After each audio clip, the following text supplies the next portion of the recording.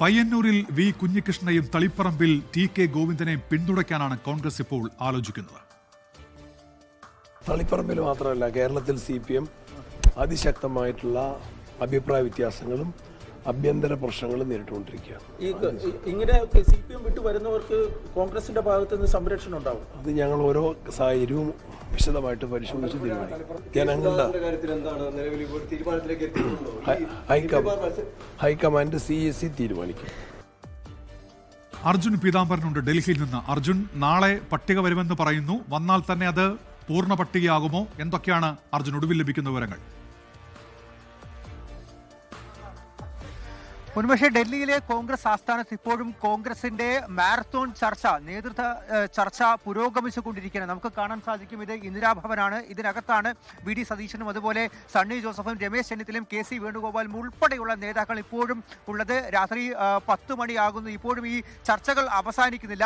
എങ്ങനെയും അടുത്ത ഒരു 12-18 മണിക്കൂറിനകം തന്നെ കോൺഗ്രസിന്റെ ആദ്യ സ്ഥാനാർത്ഥി പട്ടിക പുറത്തുവിടുക എന്നുള്ളൊരു തീരുമാനം തന്നെയാണ് എന്തായാലും കോൺഗ്രസിനുള്ളത്. അതുമായി ബന്ധപ്പെട്ടുള്ള നീക്കങ്ങൾ ചർച്ചകളുമാണ് ഇപ്പോൾ ഡൽഹി കേന്ദ്രീകരിച്ച് മുന്നോട്ട് പോയിക്കൊണ്ടിരിക്കുന്നത്.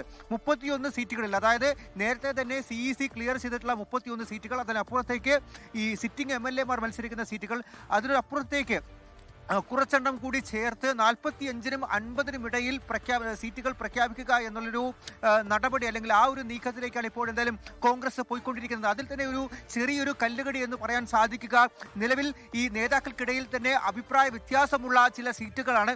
അതിനപ്പുറത്തേക്ക് ഇപ്പോഴും അടൂർ പ്രകാശും K. സുധാകരനും തങ്ങൾക്ക് മത്സരിക്കണമെന്നുള്ള സമ്മർദ്ദം കൂടി ഘടിപ്പിച്ചിട്ടുണ്ട്. എന്തായാലും ഇപ്പോൾ അടൂർ പ്രകാശ് ഈ ഇപ്പോഴത്തെ കോർ കമ്മിറ്റി യോഗത്തിൽ ഇവിടെ പങ്കെടുത്തുകൊണ്ടിരിക്കുകയാണ്. അതിൽ അടൂർ പ്രകാശിനോട് കൃത്യമായി ഈ കോർ കമ്മിറ്റി യോഗത്തിൽ നിലപാട് പറഞ്ഞിട്ടുണ്ട് എന്നുള്ള കാര്യം തന്നെയാണ് ഇപ്പോൾ അറിയാൻ സാധിക്കുന്നത്. അപ്പുറത്തേക്ക് നാളെ K. സുധാകരൻ ഡൽഹിയിലേക്ക് എത്തുന്ന സമയത്ത് അദ്ദേഹം ഹൈക്കമാൻഡുമായി, പ്രത്യേകിച്ചും രാഹുൽ ഗാന്ധിയുമായി ഉച്ചയോടെ ചർച്ച നടത്തും.